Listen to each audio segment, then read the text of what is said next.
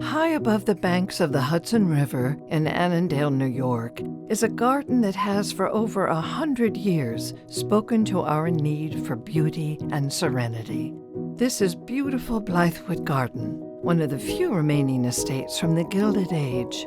Blythewood is a story about the importance of saving very special places for our future.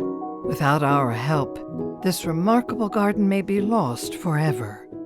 Blythewood is remarkable in that so much of its original context remains. When you come to Blythewood now, you see a garden that still has all the essence of when it was first designed by Francis Hoppin. I would describe the layout of this garden, or even the conception of this garden to begin with, as a real architect's garden. Architects are interested in space, and space typically is created by rooms. And this was an outdoor room, almost literally, to the point where it had masonry walls, and they saw it as a room with one really great view. Hoppin said importantly back in 1903 that the garden was not an ancillary structure, it was not an afterthought, it was actually conceived as an important part of a fully considered whole with the house which he also designed. This is a kind of symmetrical expression of the inherent harmony in nature that we aspire to. Blithewood Garden is important to the Bard College student body and the surrounding community. It is not only a backyard for everyone to come to, but it acts like the great American park that brings together all sorts of people from all different backgrounds that can enjoy free and open space, but also have an intimate, specialized, exquisite space to enjoy.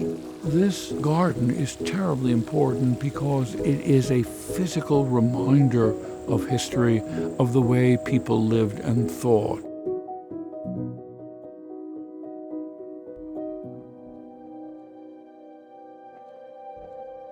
Blithewood Garden is a nationally significant garden that is crumbling. Beneath the leaves and the flowers, you will see the spalling of the stone and the cracking of the brick, and we are losing our garden to time and weather. I think the current state of the garden is a little bit deceptive. The overall impact is so beautiful, the plantings are lovely and so well maintained that the deterioration of the architectural fabric is not immediately evident. It's the walls, it's the structure, it's the things that people want to sit on. And these architectural aspects require restoration and maintenance. Particularly the stucco that's falling and the balusters that are in distress. I think it's even possible to view that as a bit romantic, but those are clearly issues that need to get addressed. We've got a good makeup job going on. There's lots of beautiful flowers and vines and everything, but the infrastructure is crumbling, and it just happens over time. And if we want to preserve it, you have to do it. You just have to. If we were to lose a garden like this, it's like losing a piece of our history.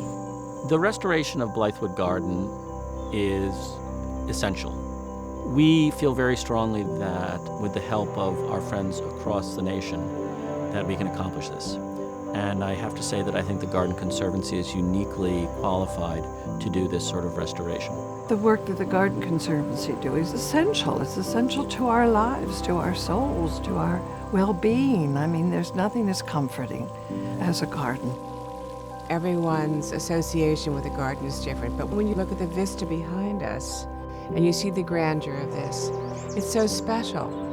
Very few of us will have in our lifetimes the opportunity to create a garden of significance that will last for over 100 years. But I think it's important to remember that all of us can help save this garden for another 100 years. Gardens remind us of who we are, of our humanity. Great gardens speak to the relationship between our ideals of beauty and the natural world. They are a physical reminder of history, of our cultural values, and our need to engage with nature. Thank you for supporting our efforts to restore this gem on the Hudson so that future generations can experience the beauty of Blithewood Garden.